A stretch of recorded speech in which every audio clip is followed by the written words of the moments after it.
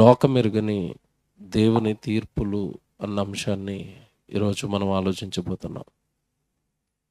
లోకము ఎరుగని దేవుని తీర్పులు. ప్రియమైన దేవుని పిల్లలారా, ఈరోజు ఈ లోకాన్ని మనం చూస్తున్నప్పుడు ఎక్కడ చూసిన అన్యాయాలు, అక్రమాలు, దొంగతనాలు, దోపిడీ ఇవన్నీ మనకి కనబడుతున్నాయి. ఇందులో ముఖ్యంగా జరుగుతున్నది ఏంటంటే, బలవంతుడు బలహీనుడిని దోచుకుంటున్నాడు. అధికార బలం ఉన్నవాడు పేదవాడిని దోచుకుంటున్నాడు. అంగబలం, అర్ధబలం ఇవన్నీ చూపించి మనుషులను హింసిస్తున్నారు, మనుషులను పాడు చేస్తున్నారు, మనుషులను చంపుతున్నారు. ఈరోజు ఈ అన్యాయాలు, అక్రమాలు సమాజంలో చూస్తున్నప్పుడు చాలామంది అంటుంటారు ఒక మాట, నిజంగా మరి మనుషులందరూ దేవుడు పిల్లలు అంటారు కదండి. ఇన్ని అన్యాయాలు, అక్రమాలు జరుగుతుంటే దేవుడు అనే ఆయన ఏం చేస్తున్నాడు? దేవుడు పట్టించుకోడా? పసిపిల్లలను వ్యభిచారం చేసి చంపుతున్నారు. ముసలావిడ 90 ఏళ్ల ముసలావిడను అత్యాచారం చేశారు. మీకు తెలియదు కాదు. డబ్బు కోసం నరుకుతున్నారు, చంపుతున్నారు. విచ్చలవిడిగా అన్యాయాలు, అక్రమాలు ఈరోజు సమాజంలో జరుగుతున్నాయి. మొన్న మధ్యకాలంలో మీకు తెలియదు కాదు, అందరం భయపడిపోయామండి. ఒక వార్త. ఏంటి వార్త అంటే, ఇతర రాష్ట్రాల నుంచి ఒక గ్యాంగ్ దిగిందట. ఎక్కడైనా పిల్లల్ని ఒంటరిగా విడిచిపెడితే పిల్లల్ని ఎత్తుకుని వెళ్ళిపోతున్నారు వాళ్ళు. మీకు తెలియదు కాదు. ఎత్తుకుని వెళ్ళిపోయి వాళ్ళు ఏం చేస్తారు? పిల్లల్ని వాళ్ళు ఏం చేసుకుంటారు అంటే, పిల్లల్ని ఎత్తుకుని వెళ్ళిపోయి పిల్లల యొక్క శరీర అవయవాలను కట్ చేసి అమ్మేస్తున్నారు. కళ్ళు, కిడ్నీలు, గుండె ఇవన్నీ ఏ అవయవం ఉపయోగపడుతుందంటే అవయవాన్ని పిల్లల్ని చంపేసి అవయవాలు అమ్ముకుంటున్నారు. అంటే మనిషి పిల్లోడు లేడు, తల్లి లేదు, తండ్రి లేడు, క్రూరుడుగా తయారయ్యి సమాజాన్ని నాశనం చేస్తున్నప్పుడు, పాడు చేస్తున్నప్పుడు, ఏమంటే ఒక బలహీనుడు బలవంతుడి చేతిలో నలిగిపోతున్నప్పుడు, అన్యాయం అయిపోతున్నప్పుడు, అక్రమం అయిపోతున్నప్పుడు దేవుడు అనే ఆయన ఏమి న్యాయం చేయడా? దేవుడు అనే ఆయన అలా చూస్తూ ఉంటాడా? ఈరోజు మనం ఆలోచిద్దాం. అన్యాయం అయిపోతున్నవాడు దేవుని కుమారుడు, అన్యాయం చేస్తున్నవాడు దేవుని కుమారుడు. మర్చిపోకూడదు. ఎందుకు దేవుడు త్వరగా రియాక్ట్ అవ్వడు అంటే, ఇద్దరు దేవుని పిల్లలే. పెద్దోడు చిన్నోడు కొట్టుకున్నారు మీ ఇంట్లో, తల్లిని తండ్రిని అడుగుతున్నాను. పెద్దోడు చిన్నోడు కొట్టుకున్నప్పుడు మధ్యలో వెళ్ళి విడదీస్తారా? కొట్టిన పెద్దోడిని చంపేస్తారా? ఏం చేస్తారు చెప్పాలి తల్లులు, తండ్రులు? పెద్దోడు చిన్నోడు కొట్టుకున్నాడండి, పెద్దోడు 2 ఎక్కువ దెబ్బలు వేశాడండి, పెద్దోడు అన్యాయంగానే చిన్నోడిని కొట్టాడండి, పెద్దవాడిని వెంటనే తల్లిదండ్రులు చంపేస్తారా? గొడవ విడదీసి సర్దు మణిగించడానికి ప్రయత్నిస్తారా? ఏం చేస్తారు? మీకు అర్థమై ఉంటుంది ఇప్పుడు. ఈ అన్యాయం చేస్తున్న వాళ్ళని, అక్రమం చేస్తున్న వాళ్ళని దేవుడు చంపాలనుకోవటం లేదు. ఏం చేయాలనుకుంటున్నాడు తెలుసా? మార్చాలనుకుంటున్నాడు. అలాగని అన్యాయాలు మరీ ఎక్కువైపోతే విడిచిపెట్టేవాడు మాత్రం దేవుడు కాదు. ఏమంటే ఈ సమాజం మీకు తెలియదు కాదు, నేరాలు అరికట్టడానికి, సమాజంలో నేరాలు అరికట్టడానికి పోలీసు వ్యవస్థను ఏర్పాటు చేసుకున్నారు. తర్వాత న్యాయ వ్యవస్థను ఏర్పాటు చేసుకున్నారు. మరి ఈ సమాజం ఎవరిది అనుకుంటున్నారు? ఈ లోకం ఎవరిది? సమాజం ఎవరిది అంటే, ఇది దేవుడి సమాజం. ఇది నువ్వే అన్యాయాలు జరగకూడదు, అక్రమాలు జరగకూడదని పోలీస్ స్టేషన్లు, న్యాయ వ్యవస్థలు నువ్వు ఏర్పాటు చేస్తే, ఈ భూమి మీద మానవులను పుట్టించిన దేవుడు ఎలాంటి వ్యవస్థ ఏర్పాటు చేయడా? ఈ సమాజాన్ని సక్రమంగా న్యాయము జరిగేటట్టుగా సమాజాన్ని చూసుకోడా అంటే చూసుకుంటాడు. కీర్తనల గ్రంథం 82వ కీర్తన 1వ వచనం. బైబిల్ చాలా జాగ్రత్తగా చదవండి. కీర్తనల గ్రంథం 82వ కీర్తన 1వ వచనం చదువుతున్నారు. యెహోవా దేవుని సమాజములో దేవుడు నిలిచి ఉన్నాడు. సమాజం ఎవరిదట? దేవుని సమాజములో దేవుడు నిలిచి ఉన్నాడు. సమాజం ఎవరిది? దేవునిది. దేవుని సమాజాన్ని నువ్వు పాడు చేస్తుంటే, దేవుడు సమాజం పాడైపోయే కార్యక్రమాలు, అన్యాయాలు, అక్రమాలు మనుషులు చేస్తుంటే దేవుడు చూస్తూ ఊరుకుంటాడా? చూస్తూ ఊరుకుంటాడు అని అనుకుంటున్నారా? టైటిల్ మీకు అర్థం కావాలి. లోకము ఎరుగని దేవుని తీర్పులు. అంటే ఈ లోకానికి కనబడకుండా, ఈ లోకానికి తెలియకుండా అన్యాయం చేస్తున్న వాళ్ళకి, అక్రమం చేస్తున్న వాళ్ళకి దేవుడు అని ఆయన ఏం చేసుకుంటూ వస్తున్నాడో తెలుసా? తీర్పులు తీరుస్తున్నాడు. అది నీ కంటికి కనబడిన ఒక మహా న్యాయస్థానం ఉంది. ఈ సమాజానికి పైన, ఈ సమాజాన్నంతా సరైన సక్రమమైన మార్గంలో పెట్టడానికి ఈ లోకానికి తెలియని ఒక న్యాయ వ్యవస్థ ఉంది. న్యాయమూర్తి ఉన్నాడు, అదృశ్య న్యాయమూర్తి. న్యాయము తప్పిపోకుండా చూస్తాడు. అన్యాయం జరిగిన వాళ్ళందరినీ కూడా తండ్రిగా ప్రేమతో మార్చుకోవడానికి ప్రయత్నిస్తాడు. మారను, నా అన్యాయాలు ఎలాగైనా నేను కంటిన్యూ చేస్తాను అంటే అదే అన్యాయాన్ని తిరిగి నువ్వు అనుభవించేలా చేస్తాడు. దేవుడు అని ఆయన సామాన్యుడు కదండి. మనుషులు తీర్చినట్లుగా తీర్పులు తీర్చడండి. మనుషులు ఎవరిని వేసిన శిక్షలు కాదండి దేవుడు వేసేది. విచిత్రంగా ఉంటాయి ఆయనవి. చూపిస్తాను ఇప్పుడు నేను. ఈరోజు రాత్రి దేవుడి గురించి, దేవుడిని మీరు ఎలా ఆలోచిస్తారంటే, ఇదిగో నన్ను పుట్టించిన నా కన్న తండ్రి, నేను అన్యాయం చేస్తే మాత్రం విడిచిపెట్టడు, నేను అక్రమం చేస్తే విడిచిపెట్టడు, నేను ఎవరినైనా బాధ పెడితే దేవుడు సహించడు, నేను ఎవరిని బాధ పెట్టకూడదు, నేను ఎవరిని మోసం చేయకూడదు, నేను ఎవరిని కూడా కలత చెందేటట్టుగా వాళ్ళని బాధ పెట్టకూడదు. నేను ఎవరికి ఏదైతే చేస్తానో తిరిగి దేవుడు కూడా నాకు అదే చేస్తాడు. దేవుడు అనే ఆయన ఎలా ఉంటాడో, ఈ న్యాయం విషయంలో, తీర్పుల విషయంలో ఎలాంటి ఆలోచనలు కలిగి ఉన్నాడో ఒక మాట మీకు బైబిల్లో చదివిస్తాను. కీర్తనల గ్రంథం 7వ అధ్యాయం అందరు తీసుకోండి. 7వ అధ్యాయం 7వ వచనం చదువుదాం బైబిల్లో. కీర్తనల గ్రంథం 7వ అధ్యాయం 7వ వచనం అందరు జాగ్రత్తగా తీసుకోండి. కీర్తనల గ్రంథం 7వ అధ్యాయము 7వ వచనం అండి. జనములు సమాజముగా కూడి నిన్ను చుట్టుకొనినప్పుడు వారికి పైగా పరమందు ఆసీనుడవు కమ్ము. యెహోవా జనములకు తీర్పు తీర్చువాడు. అండర్లైన్ చేసుకోండి. యెహోవా అనే ఆయన, దేవుడు అనే ఆయన జనములకి ఏం చేస్తాడట? తీర్పు తీరుస్తాడు. ఆయన తీర్పులకి తనాపర భేదాలు ఉండవు. ఉంటాయా? ఉండవు. ఇప్పుడు ప్రస్తుతం లోకంలో ఉన్న కోర్టులకి భేదాలు ఉంటాయి. ఏం భేదాలు చెప్పండి? ఇప్పుడున్న చట్టం మీద ఒక సామెత ఉంది. ఏంటో సామెత? డబ్బున్న వాడికి చట్టం ఏమవుతుందట? చుట్టం. అంతేనా? డబ్బున్న వాడికి చట్టం చుట్టం. ఇది నిజమండి, పచ్చి నిజమండి. ఇది ఎలాగంటారా?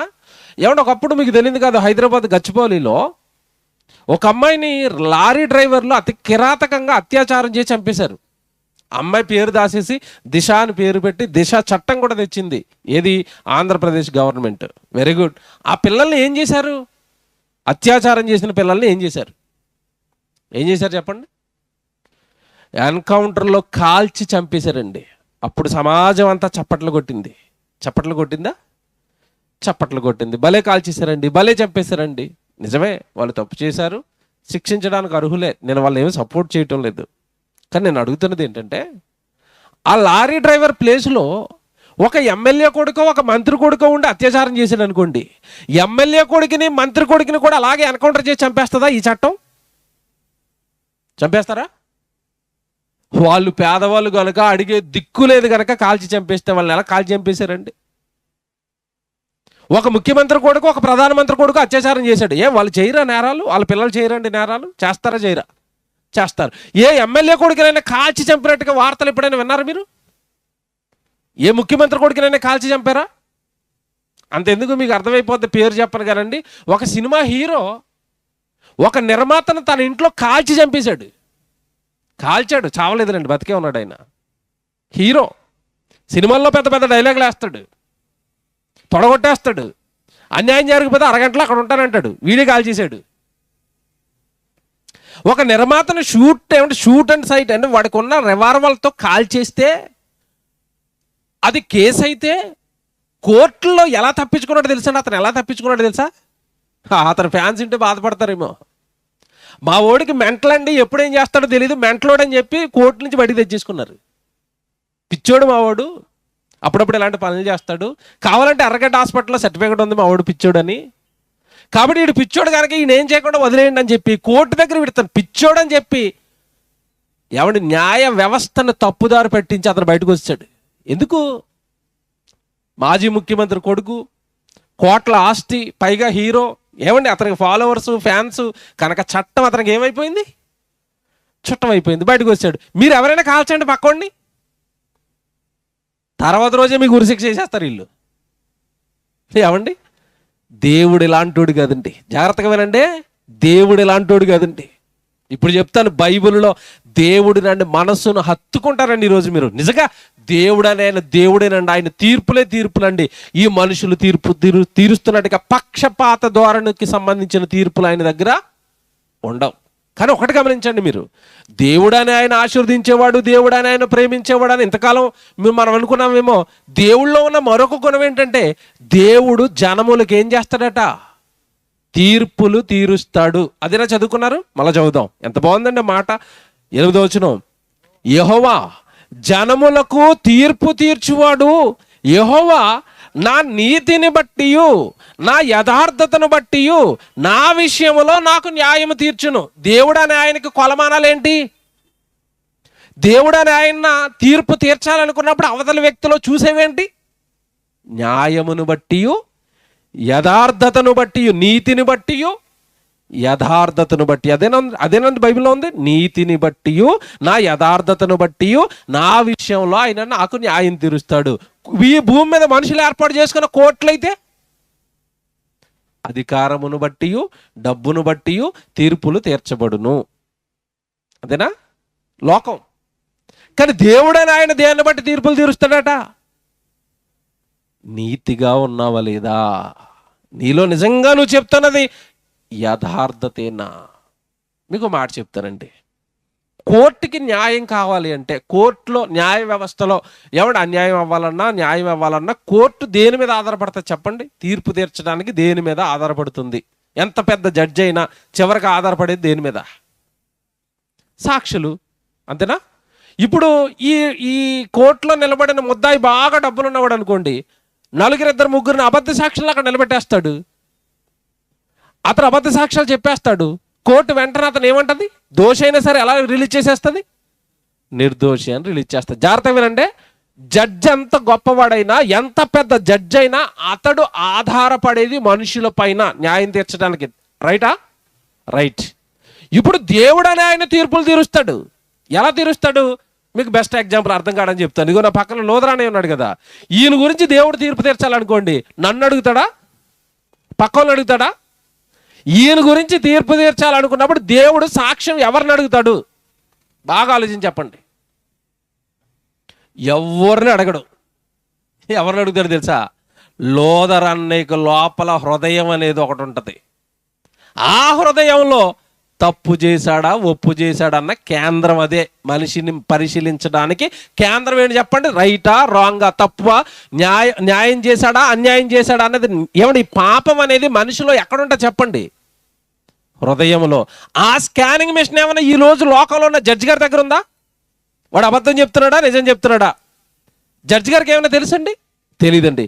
కానీ దేవుడికి తెలుసా?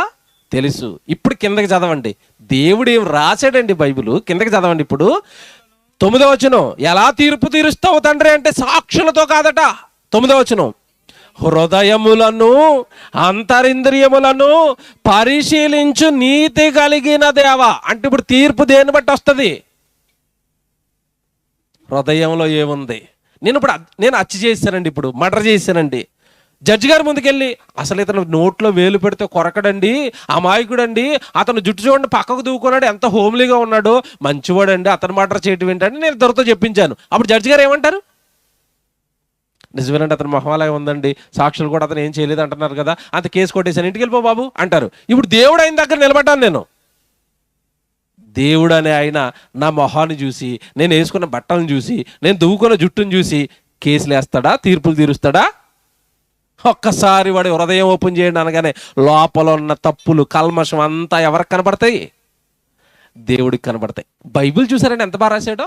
హృదయములను అంతరింద్రియములను పరిశీలించు నీతి కలిగిన దేవ. అంటే దేవుడు జనములకు తీర్పు తీర్చేది నీ హృదయములో ఏముందో దానిని బట్టి తీర్పు తీర్చేస్తాడు. ఇప్పుడు చెప్పండి, ఏ మనిషి అయినా దేవుడు కోర్టులో నుండి తప్పించుకోగలడా? తప్పించుకుంటావా? మార్గం ఏమైనా ఉందా? నోవే. ఆయన శిక్షలో నుంచి కానీ, ఆయన కోర్టులో నుంచి కానీ, ఆయన తీర్పుల్లో నుంచి కానీ భూమి మీద ఉన్న ఏ మనిషి తప్పించుకోలేడు. మళ్ళీ చెప్తున్నాడు, చివరికి ఇస్తాను ఈ మాట నేను.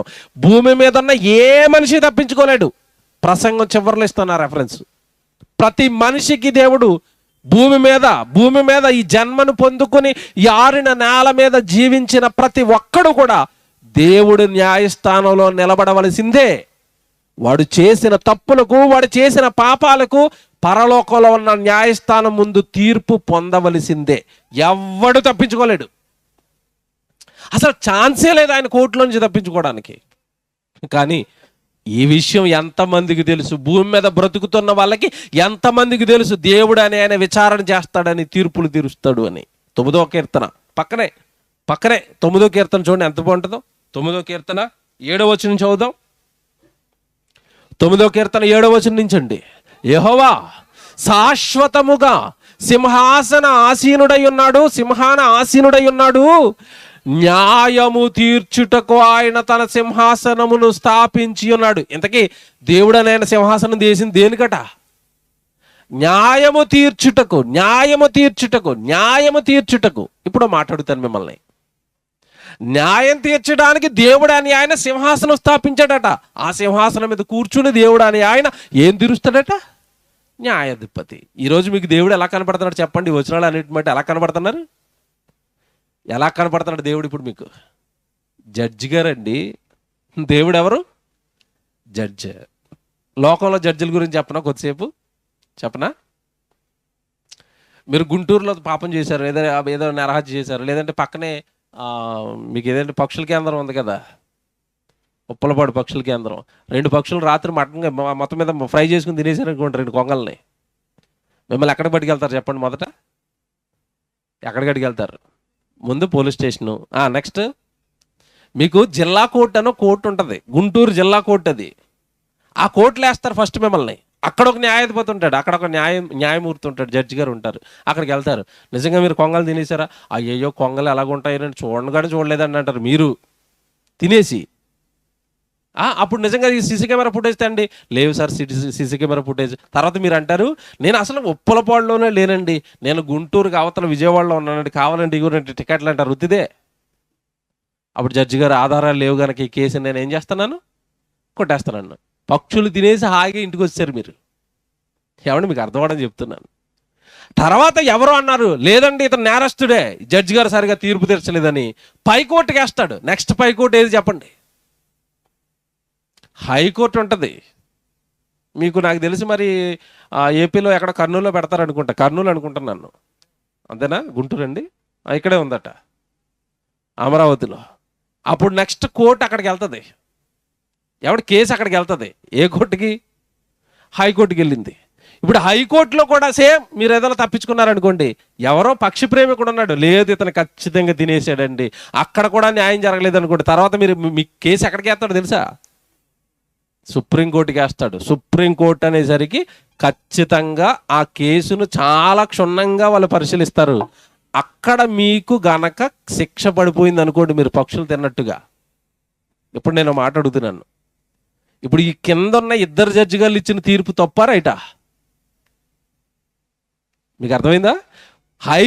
సుప్రీంకోర్టులో మీకు శిక్ష పడిపోయింది, కింద 2 కోర్టులో తప్పించుకున్నారంటే కింద 2 న్యాయమూర్తులు ఇచ్చిన తీర్పులు రైటా తప్పనా? తప్పే కదండి. కొన్ని సందర్భాల్లో ఏం జరుగుతుందంటే కింద కోర్టు శిక్ష వేసేస్తుంది, ఇతను తప్పు చేశాడు, మర్డర్ చేశాడు, ఇతను జైల్లో వేసేయండి, ఒక 14 ఏళ్ళు శిక్ష వేసేయండి అన్నది కింద కోర్టు. అతను అప్పీల్ చేసుకున్నాడు. అప్పీల్ చేసుకోవడానికి అవకాశం ఉంటుంది ఖైదీకి. అప్పీల్ చేసుకుంటే పైకోర్టుకి వెళ్ళింది, హైకోర్టుకి వెళ్ళింది. హైకోర్టు లేదు, ఇతను నేరం చేయలేదని కొట్టేసింది. అప్పుడు కింద ఉన్న జడ్జి ఇచ్చిన తీర్పు ఏమైందని అడుగుతున్నాను నేను. తప్పేనా? తప్ప కదా? తప్పే. జడ్జిలు తప్పు చేస్తారా? లోక సంబంధమైన జడ్జిలు తప్పు చేస్తారా? చేస్తారు. పోనీ ఇది అంతా వద్దండి, మీకు ఒక న్యూస్ చెప్తాను, మీరు టక్కమని నిజమైన జడ్జిలు కూడా తప్పు చేస్తారంటారు మీరు. చాన్నాళ్ళ క్రితం బెంగళూరులో ఒక తీర్పు వెలువడింది. మీకు తెలియదు కాదు, గాలి జనార్దన్ రెడ్డి అని మైనింగ్ మాఫియా డాన్. అతను బళ్ళారిలో మైనింగ్ గనులన్నీ తవ్వేశాడు, ఐరన్ ఓర్ గనులన్నీ తవ్వేశాడు. గవర్నమెంట్ దగ్గర ఒక 4 ఎకరాలు 5 ఎకరాలకు డబ్బులు కట్టేవాడండి. వెనకాల ఒక 20 ఎకరాలు 30 ఎకరాలు 100 ఎకరాలు 200 ఎకరాలు తవ్వేసేవాడు. కోట్లకు కోట్లు పడగలెత్తేశాడు. ఏమంటే ఏ స్థాయికి వచ్చేసాడంటే, అతను సంపదలో ఏ స్థాయికి వచ్చేసాడంటే, బళ్ళారిలో ఉన్న అతనండి టీ తాగడానికి బెంగళూరు వెళ్ళొచ్చేవాడు ఫ్లైట్లో. టీ తాగడానికి బెంగళూరు సిటీకి వెళ్ళి టీ తాగి వచ్చేవాడు ఫ్లైట్లో. ఆ స్థాయికి చేరుకుంది డబ్బు. కూతురు పెళ్ళికండి నిజంగా బంగారంతో కార్డులు వేయించి పంచాడు. బంగారంతో కార్డులు వేసండి, పెళ్లి కార్డులు బంగారంతో వేసి పంచాడు. ఇదంతా హంగామా చూసిన తర్వాత ఏమండి, గవర్నమెంట్ అనేది పరిశీలిస్తూ ఉంటుంది కదా, వీడేంటి ఇంత డబ్బు వీడికి ఎక్కడ వస్తుంది, చేసేదేమో చిన్న వ్యాపారం అని సిబిఐ వాళ్ళు జాగ్రత్తగా ఎంక్వైరీ చేయడం స్టార్ట్ చేస్తే మొత్తం అండి దారుణంగా అక్రమంగా కోట్లకు పడగలెత్తాడండి. సిబిఐ వాళ్ళు అంతా పట్టేశారు, ఇతను అన్యాయం చేశాడు, అక్రమాలు చేశారని. వెంటనే అరెస్ట్ చేశారు, జైల్లో వేస్తారండి. ఏ పెద్దవాడినైనా జైల్లో వేయగానే వెంటనే వాడు ఒక దానికోసం ఎదురు చూస్తాడు. దేనికోసం ఎదురు చూస్తాడు? బెయిల్. కోర్టుల చుట్టూ బెయిల్కి తిరుగుతున్నాడండి. ఎక్కడ బెయిల్ రావటం లేదు, ఎందుకంటే పక్కాగా ఉన్నాయి, ఇతను నేరాలు చేసినట్టుగా పక్కాగా దొరికిపోయాడు. ఎక్కడ ఏ కోర్టులోనూ కూడా బెయిల్ అనేది దొరకటం లేదు. చివరికండి సిబిఐ జడ్జి, అతని పేరు పట్టాభిరామ్, అనుకోకుండా ఒకరోజు అతను బెయిల్ ఇచ్చాడండి. బయటకు వచ్చాడు. బయటికి రాగానే సిబిఐ వాళ్ళు షాక్ అయిపోయారు. అసలే వీడికి కోర్టులు ఉన్నాయి, ఈ కేసును తారుమారు చేసేస్తాడు, సాక్షులను తిప్పేస్తాడు, వీడికి ఎలా బెయిల్ వచ్చింది, అసలు వీడికి ఉన్న మేము ప్రొడ్యూస్ చేసిన సాక్ష్యాధారాల మీదట అసలు ఏ జడ్జి ఇవ్వలేదు కదా, ఇతను ఎలాగిచ్చాడు బెయిల్ అని సిబిఐ వాళ్ళు ఈ గాలి జనార్దన్ రెడ్డిని వదిలేసి జడ్జి గారు వెనకాల పడ్డారు. ఏం జరిగిందని పట్టాభి గారు 100 కోట్లు, జడ్జి గారు 100 కోట్లు లంచం తీసుకుని బెయిల్ ఇచ్చాడండి. దొరికిపోయాడు, డబ్బుతో సహా దొరికిపోయాడు. వెంటనే గాలి జనార్దన్ రెడ్డిని పట్టాభిని ఇద్దరిని పక్కపక్కన వేశారు లోపల. మీకు అర్థమైందా? ఏమంటే ఒక జడ్జి, ఒక న్యాయాధిపతి, వ్యవస్థలో ఒక న్యాయమూర్తిగా న్యాయాన్ని కాపాడవలసిన వ్యక్తి డబ్బులకి కక్కుర్తుపడి న్యాయాన్ని ఏం చేశాడు? ఆ రోజు అమ్మేశాడండి. అమ్మేశాడు. న్యాయ వ్యవస్థలు ఎలా ఉంటాయని ఏమంటే ఇప్పుడు కాదు, దేవుడు బైబిల్ ఎప్పుడు చెప్పాడు తెలుసా? ప్రసంగి గ్రంథం 3వ అధ్యాయం 16వ వచనం చూడండి. ఈ వ్యవస్థలు ఇలాగే ఉంటాయి నాయన, ఈ లోక సంబంధమైన వ్యవస్థలు నమ్ముకోకుండా అక్కడ మీకు న్యాయం జరగదని చెప్పాడండి. ప్రసంగి గ్రంథం 3వ అధ్యాయం 16వ వచనం చూడండి. మరియు ఈ లోకమునందు విమర్శ స్థానమున దుర్మార్గత విమర్శ స్థానం అంటే ఏంటనుకుంటున్నారు? కోర్టు అండి, న్యాయ వ్యవస్థలండి. విమర్శ స్థానమున ఏం జరుగుతుందట? దుర్మార్గత జరుగుటయు, న్యాయముండవలసిన స్థానమున దుర్మార్గత జరుగుటయు. నాకు ఏమండి, న్యాయము జరగవలసిన చోట ఏం జరుగుతుందట? ఏమండి, దుర్మార్గత. చెప్పాను కదా ప్రారంభంలో, ఒక పేదవాడికి ఏమన్నా ఒక చిన్న పొరపాటున ఒక కేసులో దొరికితే జైలు హింసించేస్తారండి. అదే ఒక అధికారి, అదే ఒక ఎమ్మెల్యే కొడుకు, అదే ఒక ఎంపీ కొడుకు, అదే ఒక డబ్బున్నవాడి కొడుకు దొరికితే వాడు హాయిగా నిమిషాల మీద బెయిల్ మీద బయటకు వచ్చేస్తాడు. ఈ న్యాయ వ్యవస్థ డొల్లా. జరుగుతున్నదంతా కూడా అక్రమం. ఇది నేను చెప్తున్న మాట కాదు, కొన్ని వందల వేల సంవత్సరాల క్రితం దేవుడు రాశాడు. ఈ భూమి మీద న్యాయ వ్యవస్థల్లో ఏం దొరుకుతుందట? దుర్మార్గత. ఇప్పుడు రండి కీర్తనల గ్రంథానికి. దేవుడు న్యాయ వ్యవస్థ ఎలా ఉంటుందో చెప్తాడు. కీర్తనల గ్రంథం మీరు చదువుకున్న మాట ఇందాక 9వ అధ్యాయము 9వ వచనం నుంచి చదువుదాం.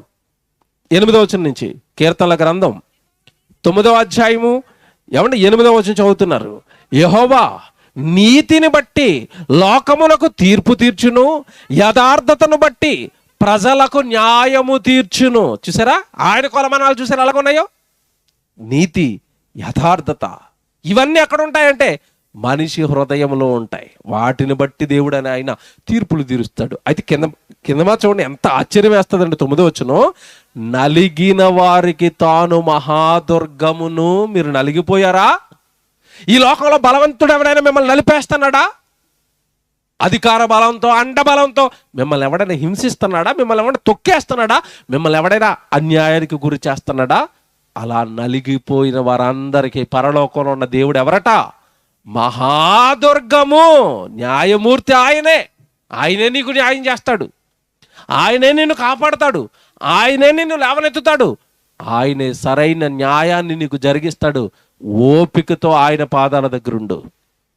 ఎంత ధైర్యం అండి ఆ మాట చదువుతున్నప్పుడు. 9వ వచనం, నలిగిన వారికి తాను మహాదుర్గమును, ఆపత్కాలములో వారికి మహాదుర్గమగును యెహోవా. 10వ వచనం, నిన్ను ఆశ్రయించు వారిని నీవు విడిచిపెట్టు వాడవు కావున నీవు నీ నామమెరిగిన వారు నిన్ను నమ్ముకొందురు. కానీ ఎప్పుడు చేస్తాడు న్యాయం? న్యాయం ఆయన ఎప్పుడు చేస్తాడు? ఇక్కడ ఒక మాట ఉంది, జాగ్రత్తగా వినాలి. మరి మాకు అన్యాయం జరిగిపోయిందని మాకెందుకు చేయలేదండి అంటారేమో మీరు. అందరికి ఎందుకు చేస్తాడు? అందరికి ఎందుకు చేస్తాడండి? ఎవరికి చేస్తాడట? అక్కడే ఇచ్చాడు హింటు. ఎవరికి చేస్తాడట? 10వ వచనంలో, యెహోవా నిన్ను ఆశ్రయించు వారిని నీవు విడిచిపెట్టు వాడవు కావు. నీకు అన్యాయం జరిగినప్పుడు నువ్వు దేవుడిని ఆశ్రయించావా? ఎవడు మనిషికి అన్యాయం జరిగినప్పుడు మనిషి దేవుడిని ఆశ్రయిస్తాడా? ఒక ప్రశ్న, ఆశ్రయిస్తాడా? ఆడు మనల్ని చంపాడురా కనుక మనం ఎప్పటికైనా వాడిని, వాడి కొడుకుని, వాడి తాతని చంపేయాలరా. అదేనా జరుగుతుంది? ఫ్యాక్షనిజం. నిన్ను చంపితే నువ్వు చంపేస్తానంటున్నా తప్ప, దేవావాడు మా కుటుంబంలో ఒకడిని చంపేశాడు, లేదంటే మమ్మల్ని ఏదో బాధ పెట్టాడు, మాకు అన్యాయం జరిగిపోయింది, న్యాయము తీర్చు దేవా అని నీకు జరిగిన అన్యాయాన్ని దేవుడి ముందు ఎప్పుడైనా పెట్టావా? పెడతాడండి మనిషి? పెడతాడా? పగ తీర్చుట నా పని అన్నాడు. దేవుడికి ఎవరు అప్పగిస్తారండి పగ? దేవా నేను అన్యాయం అయిపోయింది, నన్ను మీరే చూసుకోవాలి అంటాడండి? అనడండి. అసలు దేవుడికి ఏవి కూడా మనిషి అప్పగించడాన్ని, అన్నీ నేనే చూసుకుంటాను, నీకేం తెలియదు అంటాడు. నీకేం తెలియదు తండ్రి, నువ్వు అమాయకుడు తండ్రి, అసలు నీకు వెంటనే చంపేడాలు, నరకడాలు ఇలాంటివి నీకు రావు తండ్రి, నువ్వు పక్కకుండు, నీకేం తెలియదు, నేను చూసుకుంటాను కదా. కత్తికి కత్తి, ప్రాణానికి ప్రాణం. అన్యాయం, నాకే అన్యాయం చేస్తే వాడికి నేను కూడా అదే అన్యాయము చేసేస్తాను. నువ్వు పక్కకు జరుగు, నీకేం తెలియదు, నువ్వు అమాయకుడివి. దేవుడికి ఎవరు అప్పగించారండి? నేను చాలామంది గురించి మాట్లాడుతున్నాను. మీలో చాలామందికి బాధ కలిగి ఉండొచ్చు. మరి మాకెందుకంటే దేవుడు న్యాయం చేయలేదండి? నువ్వు అప్పగించావా? ఎవడు నీ తరపున లాయర్ వాదించాలంటే కేసు నువ్వు ఎవరి దగ్గరికి వెళ్ళాలి? ముందు నీ తరపున ఏదైనా లాయర్ వాదించాలంటే లాయర్ దగ్గరికి నువ్వు వెళ్తావా? మీ ఇంటికి లాయర్ గారు వస్తారా? లాయర్ని పెట్టుకోవడానికి నువ్వు లాయర్ దగ్గరికి వెళ్తావు కదా. మరి దేవుడి దగ్గరికి ఎప్పుడు వచ్చావు? అన్యాయం జరిగిందని వచ్చావా? అన్యాయం జరగగానే మొట్టమొదట మనం వెళ్ళేది ఎవరి దగ్గరికి తెలుసండి? ఈ లోక సంబంధమైన అధికారులు ఉంటారు కదా, ఎమ్మెల్యే గారి దగ్గరికి వెళ్దామండి, ఎమ్మెల్యే గారు న్యాయం చేస్తారేమో. నిజమే, న్యాయం చేస్తాడా? మనుషులను, లోక సంబంధమైన అధికారాలను నమ్ముకున్నాడు తనకు జరిగిన అన్యాయాన్ని తీర్చుకోవడానికి తప్ప మనిషి మహాదుర్గమైన దేవుడిని ఎప్పుడు మనిషి ఆశ్రయించలేదండి. చూపిస్తాను ఇప్పుడు బైబిల్లో. నేను ఆశ్రయించిన వాళ్ళకి ఎంత మహాదుర్గమయ్యాడో బైబిల్లో చూపిస్తాను. బైబిల్లోనండి ఒక సందర్భం చూపిస్తానండి. దేవుడు అనే ఆయన తప్పక న్యాయం చేస్తాడు. మరలా చెప్తున్నాను, తప్పక న్యాయం చేస్తాడు. కావాలంటే మొదట వచనం చూసుకోండి. సామెతల గ్రంథం 2వ అధ్యాయం 8వ వచనం చూడండి. సామెతల గ్రంథం 2వ అధ్యాయం 8వ వచనం. సామెతల గ్రంథం 2వ అధ్యాయము 8వ వచనం చూడండి. న్యాయము తప్పిపోకుండా ఆయన కనిపెట్టును, తన భక్తుల ప్రవర్తనను ఆయన కాచుకుంటాడట. భక్తులను కాచుకుంటాడట. పై మాట ఏంటండి? న్యాయము తప్పిపోకుండా ఆయన కనిపెడతాడు. న్యాయం అనేది తప్పకూడదు, ఎవరికి అన్యాయం జరగకూడదు, అన్యాయం చేసిన వాడు తప్పించుకోకూడదు, న్యాయము తప్పకూడదు. నిజంగానండి దేవుడు అని ఆయన ఇలా న్యాయం తప్పకుండా చూసుకుంటాడంటే చూసుకున్నాడండి. బైబిల్లోనండి ఒక క్రూరమైన రాజు ఉన్నాడండి. జాగ్రత్తగా వినండి. వాడు ఎంత క్రూరుడు అంటేనండి యుద్ధానికి వెళ్తాడండి. యుద్ధానికి వెళ్ళిన తర్వాత అవతల రాజు దొరికిపోయాడు, సరెండర్ అయిపోయాడు, ఓడిపోయాడు అనుకోండి, సహజంగా ఏమంటే యుద్ధానికి ఉన్న రూల్స్ ఏంటంటే వాడు సరెండర్ అయిపోతాడంటే బానిసగా చేసుకోవాలి, వాడి మీద కప్పం విధించాలి, ఆ రాజ్యం కూడా వీడు అండర్లో పెట్టుకుని శిస్తు కట్టించుకోవాలి. లేదా ఆ రాజు తిరగబడ్డాడు అనుకోండి, వెంటనే వాడు ప్రాణాన్ని తీసేస్తారు. యుద్ధ నీతి ఇది, యుద్ధ రూల్స్ ఇవి. కానీ వీడు ఎలాంటి వాడు తెలుసండి? బైబిల్ ఒక రాజుని చూపిస్తానండి, వీడు ఎలాంటి వాడు తెలుసండి? అవతల వాడి మీద యుద్ధానికి వెళ్తాడండి. యుద్ధానికి వెళ్ళిన తర్వాత వీడికి ఒక క్రూరమైన సైకాలజీ ఉంది. ఏ రాజు అయితే ఓడిపోతాడో వాడిని పట్టుకునండి చంపడండి, అలాగని బానిసగా కూడా చేసుకోడండి, ఆ రాజ్యాన్ని తన కింద కూడా చేసుకోడండి. ఏం చేస్తాడు తెలుసండి? వాడు లాక్కుని వచ్చేస్తాడు వీడి రాజ్యంలోనికి లాక్కుని వచ్చేసి వాడి చేతి బొటన వేలు కట్ చేసేస్తాడండి.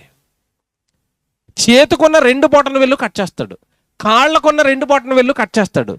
అలా ఎప్పుడైతే బొటన వేలు కట్ చేస్తాడో ఆ రాజు కత్తి పట్టుకోలేడు, యుద్ధం చేయలేడు, చేత్తో ఏది పట్టుకోలేడు. ఏమంటే బొటన వేలు కట్ చేస్తే ఏదైనా పట్టుకోగలుగుతాం? ఇక పట్టుకోలేదు. కాలు బొటన వేలు కట్ చేశారనుకోండి, కనీసం సరిగా నడవగలుగుతావా? నడవలేడు. అంటే అంగవిహీనుడిగా మార్చేసండి, వాడు ఎందుకో పనికిరాని వాడిగా మార్చేసి వాడు భోజనపు బల్ల కింద కూర్చోబెట్టుకుంటాడు. రాజుగారుగా నేను పైన భోజనం చేస్తుంటే చేతి వేళ్ళు బొటన వేళ్ళు కట్ చేయబడిన నువ్వు నా కళ్ళ ముందు ఉండాలని క్రూరంగా హింసించే స్వభావం కలిగిన ఒక రాజున్నాడండి. ఆడు ఒకడు కాదండి, 2 కాదండి, సుమారు 70 మందికి పైగా చేతి బొటన వెళ్ళు కాళ్ళ బొటన వెళ్ళు కట్ చేసేసి భోజనపు బల్ల చుట్టూ వాళ్ళు ఏడుస్తూ ఉంటే వాళ్ళు ఏడుపుల మధ్యలో భోజనం చేస్తున్నాడండి. చూసారా? ఇంతకు మించిన అన్యాయం ఉంటుందా? ఇంత దారుణమా? చూశాడు దేవుడు. ఈడు ఒకానొకనాడు తన పిల్లలకు దొరికాడు. ఎవరు తన పిల్లలు? ఇశ్రాయేలీయులు, యూదులకు దొరికాడండి. యోధ వంశం షిమ్యోను వంశం కలిపి వాడి మీద యుద్ధానికి వెళ్ళారు. దొరికిపోయిన తర్వాత వీళ్ళు ఏం చేశాడు తెలుసండి? వీళ్ళతో దేవుడు ఏం చేయించాడు తెలుసా? ఒకసారి చూద్దాం. న్యాయాధిపతుల గ్రంథానికి రండి, 1వ అధ్యాయం. న్యాయాధిపతుల గ్రంథం 1వ అధ్యాయం 5వ వచనం చదువుదాం. న్యాయాధిపతుల గ్రంథం 1వ అధ్యాయము 5వ వచనం. ఏమండి? జాగ్రత్తగా రాసుకోండి. న్యాయాధిపతుల గ్రంథం 1వ అధ్యాయం 5వ వచనం. యూదులు యుద్ధానికి వెళ్ళారు, వాళ్ళు ఓడిపోయారు. 5వ వచనంలో ఏం జరుగుతున్నాడు? వారు బెజెకులో అదోనీ బెజెకును చూచి వానితో యుద్ధము చేసి కనానీయులను పెరిజీలను హతము చేసిరి. అదోనీ బెజెకు పారిపోగా, వాడు పారిపోతున్నాడండి, వీడే అదోనీ బెజెకు పారిపోగా వారు అతనిని తరిమి పట్టుకొని అతనిని కాలు చేతులు బొటన వేళ్లను క్రోసివేసిరి. వీళ్ళు ఏం చేశారు? పట్టుకొని యుద్ధంలో పారిపోతున్నాడట. పారిపోతున్న వాడిని ఏం చేశారు? పట్టుకొని చేతి బొటన వేళ్ళు కాళ్ళ బొటన వేళ్ళు కోసివేసిరట. ఏమంటే వీడికి ఎందుకు కోసేశారంటే ముందు వీడు ఇదే చేశాడు. తర్వాత చూడండి 7వ వచనం. అప్పుడు అదోనీ బెజెకు తమ కాళ్ళు చేతులు బ్రొటన వేళ్ళు కోయబడిన 70 మంది రాజులు. ఎంతమంది కోసిరట ముందు వీడు? 70 మంది రాజులు నా భోజనపు బల్ల క్రింద ముక్కలు ఏరుకొని చుండిరి. నేను చేసినట్లే దేవుడు నాకు ప్రతిఫలం ఇచ్చినను. అబ్బా, చివరికి కాళ్ళు చేతులు కోయబడి వీడేమంటున్నాడు? నేను చేసినట్లే దేవుడు నాకు ప్రతిఫలం ఇచ్చాడు. నేను 70 మందిని కోసేశాను, చివరికి దేవుడు కూడా నా చేతి వేళ్ళు కాళ్ళు వేళ్ళు కోసేశాడు. నువ్వు చేసిందే నీ నెత్తి మీదకి వస్తుందా? నువ్వు అవతల వాడికి అన్యాయం చేస్తే నీకు అన్యాయమే జరుగుతుందా? దేవుడు న్యాయము తప్పిపోకుండా చూసుకుంటాడు. ఎవరి కుటుంబాన్ని అయినా కూల్చేసావా, నీ కుటుంబం కూలిపోతుంది. మరలా చెప్తున్నాను, పచ్చటి కాపురాల్లో నిప్పులు పెట్టి చాలా మంది అండి వ్యభిచారం పేరుతో అక్రమ సంబంధాల పేరుతో వాళ్ళ కుటుంబాలను ఏమైనా కూల్చేసావా? వాళ్ళ భార్య భర్త విడిపోయి కోట్లకు వెళ్ళి గొడవలాడుకొని పచ్చటి కాపురంలో నిప్పులు ఏమైనా పోసావా? చివరికి నీ కుటుంబానికో లేదంటే నీ పిల్లల కుటుంబానికో జరగబోయేది అదే. ఎందుకంటే వాళ్ళు బాధ పెట్టినప్పుడు ఆ పెయిన్, ఆ బాధ ఎలా ఉంటుందో నీకు తెలియాలి కదా, నువ్వు అనుభవించాలి కదా. నిన్ను ఎలా విడిచిపెడతాడు దేవుడు? నిన్ను వల్ల నీ పొరుగువాడిని ప్రేమించు, ఎవరిని బాధించొద్దు, పొరుగువాడిని ఏదో ఆశించొద్దు, చివరికి భార్యను ఆశించొద్దు, వాళ్ళ కుటుంబాన్ని నాశనం చేయొద్దు. అంటే ఏమంటే ఈరోజు ఎక్కడ చూడండి అక్రమ సంబంధాలండి. ఇంట్లో భార్యను పెట్టుకుని మరొక కుటుంబాన్ని పాడు చేయడానికి తిరుగుతున్న వాళ్ళు, ఇంట్లో భర్తను పెట్టుకుని మరొక కుటుంబాన్ని కూల్చేయడానికి తిరుగుతున్న స్త్రీలు. ఇదా సమాజం? దేవుడి సమాజం ఇది? దేవుడు పిల్లలు ఆ వీళ్ళు? నువ్వేదైతే చేస్తావో, మళ్ళా చెప్తున్నాడు దేవుడు, నువ్వేదైతే చేస్తావో తిరిగి నీకు అదే మరలా చేయబడుతుంది. నేనన్న మాట కాదు ఇది, వాడే అంటున్నాడు కదా, నేను ఎలాగైతే ప్రజల బొటన వేళ్ళు కట్ చేశానో నేను చేసినట్లే దేవుడు నాకు ప్రతిఫలం ఇచ్చాడు. తర్వాత మాట చూడండి, ప్రతిఫలం ఇచ్చాను, వారు యెరూషలేమునకు అతను తోడుకొని రాగా అతడు అక్కడ చచ్చిపోయాడండి. ఏమంటే 70 మందిని కోసేంత వరకు దేవుడు భరించాడు, వీడిని భరించాడండి. చెప్పాను కదా ఇందాక, దేవుడు మనకి ఎలాగంటే ఈరోజు మనల్ని ఎవడన్నా అన్నాడు అనుకుంటే ఆడు రేపు చచ్చిపోలా, అంతే కదా, మన ఆలోచనలు ఇలాగే ఉంటాయి కదా. ఎలా చచ్చిపోతాడమ్మా, ఎలా చంపేస్తాడమ్మా, బాగు చేయడానికి దేవుడు చూస్తాడు.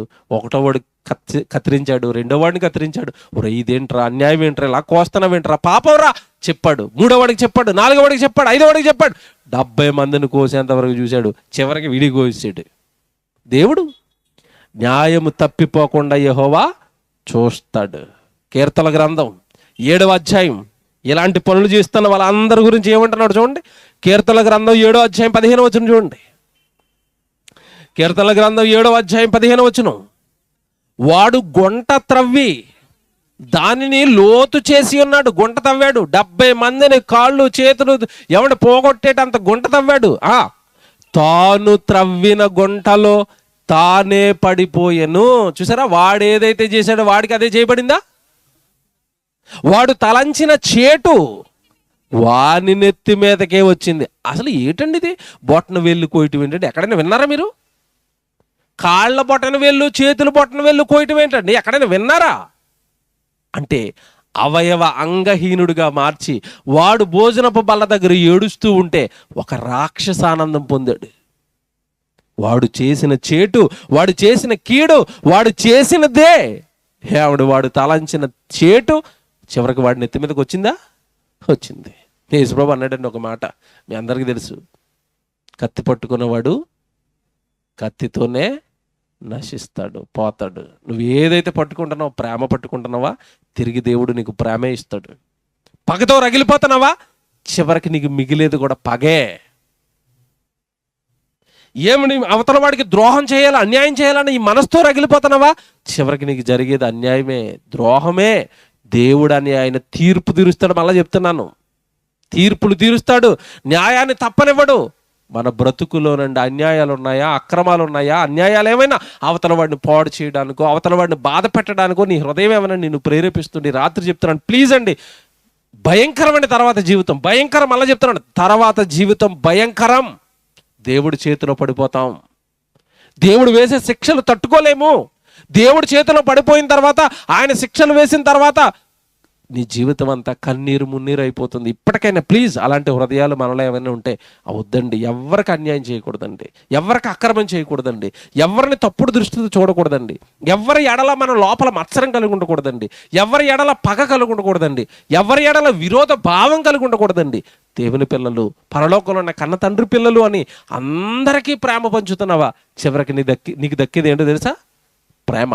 అందరి మీద పగ పంచుతున్నావా, చివరికి నీకు దక్కేది ఏంటో తెలుసా? పగ. అదే పగ నిన్ను చంపేస్తుంది. మీకు తెలియదు కదండి, లోకంలో ఫ్యాక్షనిస్టులు ఉంటారు, లేదంటే ఈ రౌడీలు ఉంటారు, మీకు తెలియదు కాదు. కత్తి పట్టుకుని నరుగుతాడు. విజయవాడలో ఒక పెద్ద రౌడీ ఉండేవాడు, మీకు తెలియదు కాదు. నయీమా కయ్యమా ఏదో పేరు ఉంటుందండి, నయీమేనా? పెద్ద రౌడీ నరికాడు. చివరికి ఎవడో వచ్చి చివరికి వీడిని కూడా నరికాడు. కత్తి పట్టుకున్నాడు, కత్తితోనే చచ్చిపోయాడు.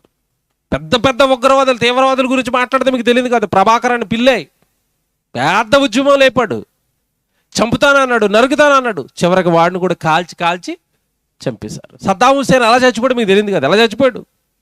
కాల్చి చంపేశారండి. ఇదంతా చరిత్ర కళ్ళ ముందు జరిగినవి. వాడు ఏ గన్న పట్టుకున్నాడో ఆ గన్నతోనే కాల్చబడి చచ్చిపోయాడు. ఏ కత్తి పట్టుకుని నరికాడో చివరికి అదే కత్తి వాడి మీద మెడ మీద పడ్డది, వాడు చచ్చిపోయాడు. న్యాయము తప్పిపోకుండా యెహోవా ఆయన ఏం చేస్తాడు? చూస్తాడు.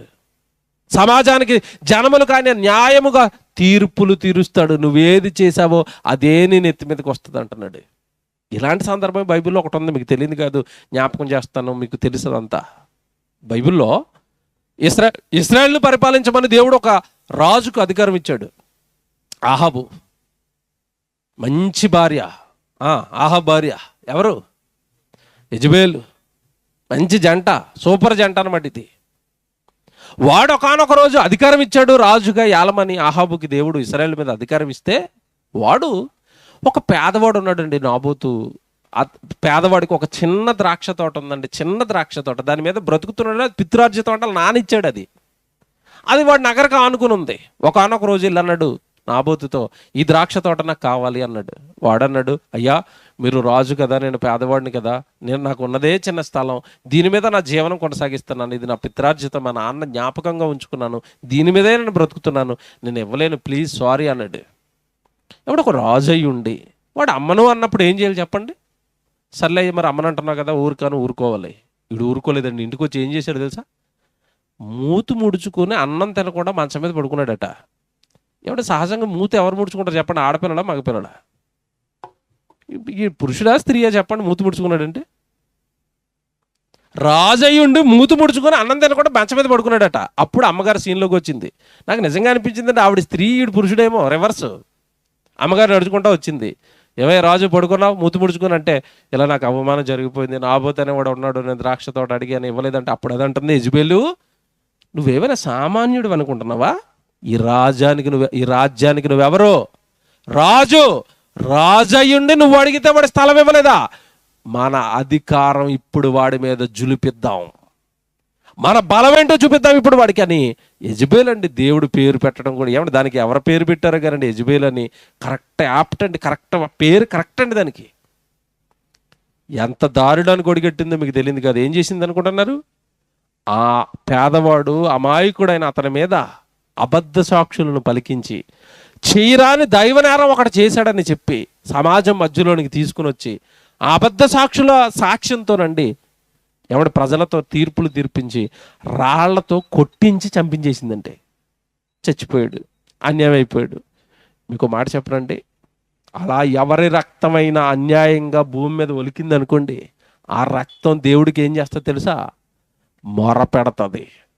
దేవా నాకు అన్యాయం జరిగిపోయింది, దేవా నేను ఏం చేయలేదు, వాడు నన్ను అన్యాయంగా రాళ్లతో కూడా చంపేశారు, తండ్రి వరకు పొలం ఇవ్వను అని నన్ను వాళ్ళకున్న అధికార బలం చూపించి నన్ను చంపేశారు అని నాబోతు రక్తం దేవుడికి ఏం చేసింది? మొరపెట్టింది. అలా మొరపెడితే దేవుడు ఏం చేస్తాడో తెలుసండి? ఒకసారి ఏ రక్తం మొరపెట్టినా దేవుడు ఏం చేస్తాడో తెలుసా? కీర్తన గ్రంథంలో 9వ కీర్తన చూడండి ఒకసారి. 9వ కీర్తన 12వ వచనం అండి. కీర్తన గ్రంథం 9వ అధ్యాయం 12వ వచనం. ఆయన రక్తాపరాధమును గూర్చి విచారణ చేయనప్పుడు బాధపరచబడు వారిని జ్ఞాపకము చేసుకొనును, వారి మొరను ఆయన మరువడు. కయ్యను రక్తం, ఏమంటే హేబేలు రక్తం మొరపెట్టింది, కయ్యను ఊరుకున్నాడా? శిక్ష వేశాడు. ఇక్కడ నాబోతు రక్తం మొరపెడుతుంది, ఊరుకుంటాడా దేవుడు? ఏ రక్తం అయితే మొరపెడుతుందో, ఎవరైతే బాధింపబడ్డారో వారి మొర దేవుడు ఖచ్చితంగా ఏం చేస్తాడట? ఆలకిస్తాడు. ఇప్పుడు ఇతని మొర విన్నాడు. ఇతని మొర విని యెజబెలుకు ఆహాబుకు దేవుడు చెప్పిన మాట ఏంటో తెలుసండి?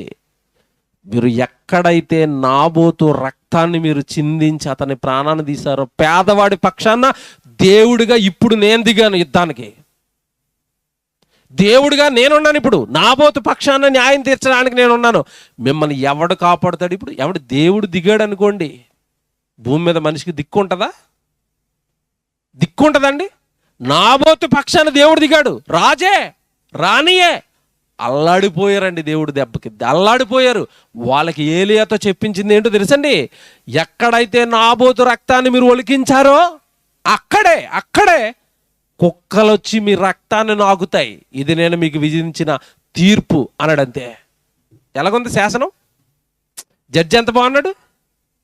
అన్యాయం అయిపోయిన అక్కడ పక్షాన్ని వచ్చి అతని రక్తాన్ని మీరు ఎలా అయితే ఒలికించారో అక్కడ మీ రక్తము ఒలికించబడుతుంది, అక్కడ కుక్కలు వచ్చి మీ రక్తాన్ని నాకుతాయి. అదే జరిగిందా? అదే జరిగిందని మీరు చదువుకోండి. రాజుల మొదటి గ్రంథం అంతా చదువుకుంటే మీకు రెఫరెన్సులు చెప్తాను, జాగ్రత్తగా రాసుకోండి, చదువుకోండి. నేను చెప్పినవన్నీ అక్కడ ఉంటాయి. రాజుల మొదటి గ్రంథం 21వ అధ్యాయం 13వ వచనంలో జరుగుతుందండి ఇదంతా. అబద్ధపు తీర్పు తీర్చి నాబోతుని చంపేశారు 13వ వచనం. పైన మీరు 10వ వచనంలో చంపేశారు. 13కి వచ్చేసరికి నాబోతు చంపేసి ఏమంటే నిజంగా పేదవాడి పక్షాన దేవుడు దిగాడు. 13వ వచనానికి వచ్చేసరికి మీరు అలా కింద చదువుకుంటూ వచ్చేస్తారండి. 22వ అధ్యాయం 34వ వచనంలో ఏం జరుగుతుందో చూడండి. పక్క అధ్యాయానికి రండి. 22వ అధ్యాయం 34వ వచనంలో చూడండి ఏం జరుగుతుంది. ఒకసారి చదవండి త్వరగా. రాజుల మొదటి గ్రంథం 22వ అధ్యాయం 34వ వచనం. పిమ్మట ఒకడు తన విల్లు తీసి గురి చూడకయే విడవగా అది ఇశ్రాయేలులో రాజుకు ఏమండి కవచపు కీలు మధ్యలో తగిలెను గనుక అతడు నాకు గాయమైనది రథము త్రెప్పమని సైన్యము నుండి అవతలకి తీసుకుపోమన్నాడు. ఎవరో తెలుసండి. ఇప్పుడు నాకు గాయం అయిపోయింది, నేను చచ్చిపోతాను, అవతలకి తీసుకెళ్ళమని అంటున్నా. ఈ రాజు ఎవరో తెలుసా ఇక్కడ? ఆహాబే. ఇప్పుడు వాడు చచ్చే విధానం చూస్తే అసలు నాకు అంతు చెక్కదండి. యుద్ధానికి వెళ్ళాడట, ఎవడో గురి చూడకుండా బాణం వేసాడట. ఆడు ఎవడ గురి పెట్టాడో గురి చూడలేదట. గురి చూడని బాణం వచ్చి వీడి గుండెల్లో దిగిందట. ఇంతకీ వీడు గుండెల్లోనికి ఆ బాణాన్ని గురి పెట్టింది ఎవరు చెప్పండి? దేవుడు. నువ్వు విడవరా, మా వాడు గుండెల్లో దింపుతాను దాన్ని. అయ్యగారు యుద్ధానికి వెళ్ళిపోయాడు, నాబోతుని చంపేసి. ఊరుకుంటాడండి దేవుడు? ఎవడో గురి చూడకుండా వదిలిపెట్టాడట, అదొచ్చి వీడి గుండెల్లో దిగిందట. రక్తం కారుతుంది. సైనికుడితో అంటున్నాడు, ఒరే నేను చచ్చిపోతాడు, రేపు యుద్ధంలో వచ్చి నన్ను బయటికి తీసుకెళ్ళరా, ఈలోపు ఇంకొకటి వేస్తాడేమో బాణం. ఏమండి, యుద్ధం నుంచి బయటికి తీసుకువెళ్ళగానే ఎగ్జాక్ట్ ఎక్కడైతే నాబోతును చంపేశారో అక్కడే చచ్చిపోయాడండి. కుక్కలు వచ్చి వీడి రక్తాన్ని నాకేం చచ్చిపోయాడండి అహాబు. యెజబెలు మొత్తం కుట్ర పన్నింది అమ్మగారు కదా. అమ్మగారిని విడిచిపెడతాడా? అమ్మగారితో ఏమన్నాడు తెలుసా? నీ పని చెప్తున్నాను యెజబెలు, నువ్వే కదా నాబోతును చంపించావు, నీ భర్తను తప్పుడు మార్గంలో తీసుకెళ్ళింది నువ్వే కదా, తప్పుడు ఆలోచనలు ఇచ్చింది నువ్వే కదా. ఏమండి నిజంగానండి, బైబిల్లోనండి, మీరు బైబిల్ అంతా చదువుతారండి, నాకు టైం అయిపోతుందని ముందుకెళ్తున్నాను కానండి. కాస్త ఆహాబు మంచోడేనండి. వాడిని చెడగొట్టిందల్లా ఎవరు అనుకుంటున్నారు? యెజబెలే. అది కూడా రాశాడు దేవుడు. యెజబెలు తన భార్య మాట విని అని ఉంటుంది బైబిల్లోనంటే. ఆహాబు తన భార్య మాట విని పాడైపోయాడండి ఆహాబు. దేవుని పిల్లలారా, ఇదంతా మీరు చూస్తున్నప్పుడు అండి, దేవుడు చివరికి ఆమెకి వేసిన శిక్ష ఏంటో తెలుసా? నీ భర్త రక్తాన్ని కుక్కలు నాగుతాయి, నిన్నొచ్చి కుక్కలు తినేస్తాయి అన్నాడు. పీక్కుని తినేసే చివరికి చంపేస్తే. ఎంత దారుణం అండి జీవితాలు. ఎందుకు ఇలా మారిపోయాయి చెప్పండి? ఎందుకు ఇలా మారిపోయాయి? అధికారం ఉంది కదా, నన్ను ఎవడడుగుతాడని అధికార ముసుగులో హత్యలు చేసేస్తాను అంటే చివరికి జరుగుతున్న ప్రతి హత్యకు దేవుడు ఏం చేస్తాడు? తీర్పు తీరుస్తాడు. ఏమండి, ఇవి జాగ్రత్తగా వినండి. కంటికి కనబడవండి దేవుడు తీర్పులు. అలాగా అమలైపోతూ ఉంటాయి, ఆడు నాశనం అయిపోతూ ఉంటాడు. ఏమంటే మొన్నటి వరకు బాగానే ఉన్నాడు కదండి, ఇప్పుడు ఎందుకు ఇలాగ అయిపోయాడంటే దేవుడు ఏదో వేసాడు మొత్తం మీద బాణం. మనకైనా వేస్తాడు. వాడికి వేసిన బాణాలు మనకేయడా? వాడికి తీర్చిన తీర్పులు మనకి తీర్చడా? మనం అన్యాయం చేస్తే, మనం అక్రమం చేస్తే దేవుడు మన పక్షాన గురి పెట్టడా? మనకి ఆయన న్యాయం అనేది వర్తించదా? మనం ఏమన్నా ఎగ్జామ్స్నా? అందులోంచి మనం ఏమన్నా పక్కకుంటామా? మనం ఏమన్నా సెపరేటా? కాదండి. తీర్పు ఎక్కడ స్టార్ట్ అవుతుంది అన్నదో తెలుసా బైబిల్లో? దేవుని ఇంటి వద్దనే తీర్పు ఆరంభం. తీర్పులు ఎక్కడ స్టార్ట్ అవుతాయి? నా పిల్లలుగా మొదట మీ దగ్గరే. దేవుని ఇల్లు అంటే సంఘం. నా సంఘానికి వచ్చి కూడా నువ్వు సరిగా ఉంటున్నావా? ఎవరికి అన్యాయం చేయకుండా, అక్రమాలు చేయకుండా, పాపాలు చేయకుండా, నేరాలు చేయకుండా సజావుగా వాక్యానుసారం నువ్వు బ్రతుకుతున్నావా? మొట్టమొదట తీర్పు వేటు పడేది మనకే. ఎవరినో చంపుతున్నారు, ఎవరికో నేరాలు పడతాయి అనుకున్నారేమో, మొదట వచ్చేది మనకే. వాక్యానుసారం బ్రతకకపోతే, ఎవరికైనా అన్యాయం చేస్తే, ఎవరినైనా అక్రమ దృష్టితో చూస్తే మొదట వేటు పడేది మనకే. మర్చిపోకండి. ఊరకనే దేవుడు తీర్పులు తీర్చడండి, ఊరకనే శిక్షలు వేయడండి. ఎవరైనా ఆయనకు భిన్నంగా గనక మాట్లాడితే, ఆయనకి భిన్నంగా ప్రవర్తిస్తే, ఆయనకి భిన్నంగా ఈ లోకంలో ఏదైనా జీవితాన్ని జీవిస్తే దేవుడు చూస్తూ చూస్తూ వెంటనే తీర్పులు తీరుస్తున్నాడు. బైబిల్లో మీరు చరిత్రలు చూసుకోండి. ప్రభుత్వాలను కూల్చేశాడండి. ప్రభుత్వాలను కూల్చేశాడు దేవుడు బైబిల్లో. మొట్టమొదటి ప్రభుత్వం నెబుకద్నెజరు ప్రభుత్వం. లెక్క చూశాడు, వాడు ప్రవర్తన బాగోలేదు, దింపాడు. చివరికి చక్రవర్తి అయి ఉండి నెబుకద్నెజరుని ఏం చేశాడు తెలుసా? అడవిలో గడ్డి తినిపించాడు. తర్వాత వాడు కొడుకు వచ్చాడు, వాడి మీద మూర్ఖుడు వీడు. రాత్రికి రాత్రి వాడి ప్రాణాలు తీసేసాడండి. దేవుని పిల్లలారా, రాజులను చక్రవర్తుల్ని దేవుడు విడిచిపెట్టినప్పుడు మీరు నేను ఎంత చెప్పండి దేవుడి దృష్టికి న్యాయంగా బ్రతకకపోతే? తొలి ప్రసంగంలో మీరు ఉన్నారు కదా, మా నుండి దేవుడు ఏం కోరుకున్నాడట? ఏం కోరుకున్నాడు? నీతి, న్యాయము, కనికరము, ఇవే కదా మీ నుండి నేను కోరుకుంటున్నాను. ఇవి కూడా దేవుడి పిల్లలుగా మనలో లేకపోతే ఎలాగండి? ప్రభువు నమ్మిన తర్వాత కనికరం లేకపోతే ఎలాగా, నీతి లేకపోతే ఎలాగా, న్యాయం లేకపోతే ఎలాగా, అవతలవాడి బాగు కోరకపోతే ఎలాగా, అవతలవాడి మేలు కోరకపోతే ఎలాగా, అవతలవాడి క్షేమంగా ఉండాలని ప్రార్థన చేయకపోతే ఎలాగా? ఎవడు లోకస్తులు ఆలోచించినట్లుగా నువ్వు నేను ఆలోచిస్తే దేవుని పిల్లలుగా ఏముంది వ్యత్యాసం, ఏముంది తేడా నీ జీవితానికి వాళ్ళ జీవితానికి? దేవుడు అని ఆయన తీర్పు తీరుస్తాడు. ఇది ఎప్పుడు గుండెలలో పెట్టుకొని బ్రతకాలి. చాలా మందిలో ఉన్నది ఏమంటే మొండి ధైర్యం ఒకటి ఉంటుంది చాలా మందిలో. ఏంటి ధైర్యం? క్రైస్తవ్యంలోకి వచ్చిన తర్వాత వచ్చేసింది ఈ మొండి ధైర్యం. ఏం ధైర్యం చెప్పండి? క్రీస్తు యేసునందు ఉన్న వారికి ఏ శిక్షా విధియో నిజమే. అది నీకు ఏ శిక్ష లేదా? అబ్బో, ఇస్కరియోతు యోధా క్రీస్తునందు ఉన్నాడా బయట ఉన్నాడా?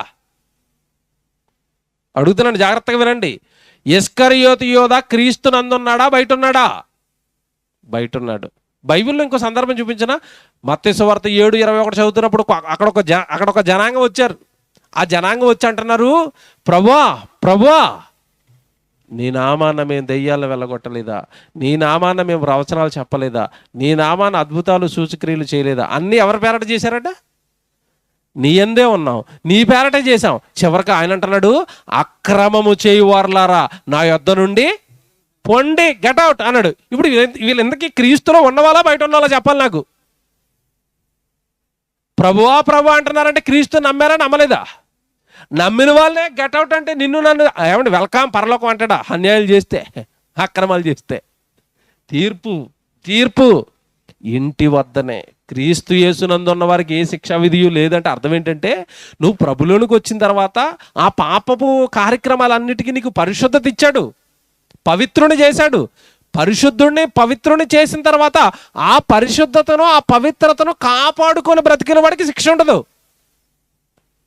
నువ్వు ప్రభులోనికి వచ్చిన తర్వాత ప్రభు సేవలో ఉండి ఈ అవయవాలకి పాపపు పంకిలమేమో అంటకుండా, దుర్నీతికి సాధనాలుగా కాకుండా దేవుడి పనికి నీ అవయవాలు సాధనాలుగా వాడబడినప్పుడు నీకు శిక్ష ఉండదు తప్ప, ప్రభులోనికి వచ్చాను పాత జీవితం అలాగే ఉంటుంది, పాత పాపాలు అలాగే ఉంటాయి, పాత ఆలోచనలు అలాగే ఉంటాయి, నన్ను ఎవడేం చేస్తాడు, అసలు నాకు ఏం జరుగుతుందని ఇప్పుడు నేను దేవుడికి భయపడాలి? ఇప్పుడు ఏం జరగదు ఆయన. ఇప్పుడు ఈ లోకమునకు ఏం జరుగుతుందో తెలుసా? తీర్పు జరుగుతుంది. చూడండి, జాగ్రత్తగా రాసుకోండి. ఇది యోహాను సువార్త 12:31. యోహాను సువార్త 12:31 చూడండి. యోహాను సువార్త 12:31. ఇప్పుడు అంటే ఇప్పుడు చచ్చిపోయిన తర్వాత కాదు తీర్పు, చచ్చిపోయిన తర్వాత కాదు శిక్షలు. తీర్పులు ఎప్పుడు జరుగుతున్నాయట? ఇప్పుడు నిన్న తీర్పు జరిగింది, ఈరోజు తీర్పు జరిగింది. ప్రతిరోజు మనిషికి ఏం జరుగుతుందో తెలుసా? తీర్పు. ఎవరండి తీర్పు తీరుస్తున్నారంటే? దేవుడి వాక్యం. ఎలాగుంది? నువ్వు మరోలో బ్రతుకుతున్నావు, కేసు ఫైల్ అయిపోయింది, ఇతను నేరస్తున్నా తీర్పు వచ్చేసింది, జడ్జిమెంట్ వచ్చేసింది. ఇప్పుడు ఈ లోకమునకు తీర్పు జరుగుచున్నది. ఇప్పుడు ఈ లోక అధికారి బయటకు త్రోసివేయబడును. నేను భూమి మీద నుండి పైకెత్తబడిన ఎడల అందరూ నా యొద్దకు నేను ఆకర్షించుకుంటాను. ఇప్పుడు ఈ లోకానికి తీర్పు తీరుస్తున్నాను. దేవుని పిల్లలారా, మీకు మాట్లాడుతాను. ఇప్పుడు లోకానికి ఎలాగండి తీర్పు జరుగుతుంది అనుకుంటారేమో. ఇప్పుడు బైబిల్లో మీకు ధనవంతుడు తెలుసు, ధనవంతుడు లాజరు తెలుసు. ధనవంతుడు చచ్చిపోయిన వెంటనే ఎక్కడికి వెళ్ళిపోయాడు చెప్పండి? క్షణంలో శిక్షలోనికి వెళ్ళిపోయాడంటే జడ్జిమెంట్ ఎక్కడైపోయిందో చెప్పాలా? జడ్జిమెంట్ ఎప్పుడైపోయింది, ఎక్కడైపోయింది? భూమి మీదే. వీడు దేవుడి కోసం బ్రతకటం లేదు, తింటున్నాడు, త్రాగుతున్నాడు, సుఖిస్తున్నాడు, ఆనందిస్తున్నాడు. కనీసం నాకు ఆకలిని వస్తే అవతల వాడికి ధర్మం చేసే గుణం కూడా లేదు. పీసోడు, లోపం అంటాడు కదా, లోబి. కనీసం ఎవడా ఆ ఎదురుగా ఉన్న ఆ లాజర్కు ఒక ముద్ద పెట్టినవాడు కాదు, ధనవంతుడు. వాడు స్వార్థం వాడిది, తినాలి, త్రాగాలి, సుఖించాలి, ఆనందించాలి. ప్రతిరోజు బైబిల్లో మాట ఉంటుంది వాడి గురించి. ఎప్పుడెప్పుడు సుఖపడ్డాడని ఉంటుంది? ప్రతిదినము బహుగా సుఖపడుచుండి వాడు. అక్కడే ఉందండి కేసు ఒకటి. ఏం కేసో తెలుసా? ప్రతిదినము సుఖపడుతున్నాడు అంటే వాడు ఇశ్రాయేలు కదండి, యూదుడు కదండి. శనివారం వాళ్ళకి ఏముంటుంది చెప్పండి? విశ్రాంతి దినం ఉంటుంది. అంటే ఇప్పుడు విశ్రాంతి దినాన్ని కూడా వెళ్తాడా? ప్రతిదినము సుఖపడుతున్నాడు అంటే విశ్రాంతి దినాన్ని కూడా బారికిపోతాడు వీడు. చచ్చిపోయిన తర్వాత నరకంలో వేసి వేపకపోతే ఏం చేయాలి చెప్పండి ఇలాంటి వాళ్ళని? ప్రతిదినము సుఖమేనట, ప్రతిదినము సుఖమేనట. దేవుడి సన్నది ఉంది, రాడట. ప్రార్థనలు ఉన్నాయి, రాడట. ఆదివారం ఆరాధన ఉంది, రాడట. నేను ఎక్కడికి రానండి, నాకు ఎవరితోనే సంబంధం లేదండి. అయిపోతావు, నువ్వు అయిపోతావు. దేవుడి సన్నిధికి రావా? దేవుడి మాటలు వినవా? దేవుడి కొరకు జరుగుతున్న సువార్త పనులు ఉండవా? ఇప్పుడు ఈ లోకానికి ఏం జరుగుతుందో తెలుసా? నేను దేవుడి కొరకు బ్రతకను, దేవుడి కొరకు చెయ్యను, దేవుడి కొరకు వెళ్ళను, నా ఇష్టం, నా సుఖం, నా సంతోషం అంటే తీర్పు తీరుస్తాడు దేవుడు. నువ్వు పుట్టింది నీ కోసం కాదు, దేవుడి కోసం. బ్రతకవలసింది దేవుడి కోసం, నీ కాలాన్ని ఇవ్వాల్సింది దేవుడి కోసం. అలాంటప్పుడు నీకు తీర్పు జరగదా ధనవంతుడికి జరిగినట్టుగా? దేవుని పిల్లలారా, చివరిలో ఒక మాట చూపిస్తానన్నాను కదా, స్టార్టింగ్లో చెప్పాను చివరిలో చూపిస్తానని. అందరికీ దేవుడు ఏం చేస్తాడు? తప్పక తీర్పు తీరుస్తాడు. అందులో మీరుంటారు, నేనుంటాను, భూమి మీద పుట్టి చచ్చిపోయిన వాళ్ళు అందరూ ఉంటారు. ఆదాము మొదలుకొని, మరలా చెప్తున్నాను, ఆదాము మొదలుకొని నేటి వరకు చనిపోయిన వాళ్ళు, యేసుక్రీస్తుల వారి రెండవ రాకడ వరకు చనిపోయిన వాళ్ళందరికీ కూడా ఒక్కడిని విడిచిపెట్టడానికి దేవుడు, మళ్ళీ చెప్తున్నాను, ఒక్కడిని విడిచిపెట్టగా దేవుడు తీర్పు తీరుస్తాడు. ఇది అంతిమ తీర్పు. ఎప్పుడు జరుగుతుంది, ఎక్కడ జరుగుతుంది అంటే కొరింథీయులకు రాసిన 2వ పత్రిక, జాగ్రత్తగా తీసుకోండి. ఇది కొరింథీయులకు రాసిన 2వ పత్రిక 5వ అధ్యాయం 10వ వచనం.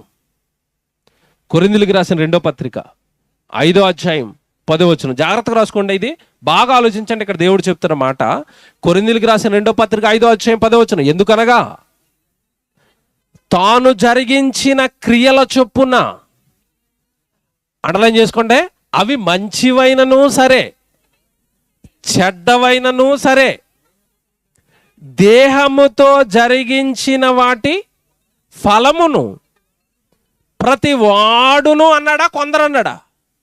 ప్రతి వాడు అంటే అందులో మీరు నేను ఉంటామా, ఉండవా? ఉంటాం. జాగ్రత్తగా వినండి, ఇక్కడ భయం వేసే సంగతి చెప్తాను ఇప్పుడు నేను. దేహముతో జరిగించిన ఫలములు ప్రతి వాడును పొందినట్లు మనమందరమును క్రీస్తు న్యాయపీఠము ఎదుట ప్రత్యక్షము కావలియును. ఇక్కడ చెప్తాను, జాగ్రత్తగా వినండి. భూమి మీద పుట్టి చచ్చిపోయిన వాళ్ళందరూ కూడా యేసుక్రీస్తుల వారి రెండవ రాకడలో ఆయన సింహాసనం ముందు కూర్చోవాలి, ఆయన సింహాసనం ముందు నుంచోవాలట. Very good. ఇప్పుడు నించున్న తర్వాత దేహముతో మంచి పనులు జరిగించారట, వాటి ఫలము పొందుతారట. దేహంతో చెడ్డ పనులు జరిగించారట, వాటి ఫలము పొందుతారట. దేహంతో మంచి పనులు అంటే దేహాన్ని దేవుడికి ఇచ్చి సువార్త పని చేశారు. వెరీ గుడ్ నాయనా, నువ్వు దేవుడి కోసం బ్రతికేవా, నీకు ఫలం ఇస్తున్నాను రా, పరలోకానికి వెళ్ళిపోదాం పదా, వేరు చేస్తున్నాడు అందులోంచి. దేహముతో చెడ్డ పనులు చేశాడు, వాడు యేసుక్రీస్తుల వారు ముందుకు వచ్చాడు.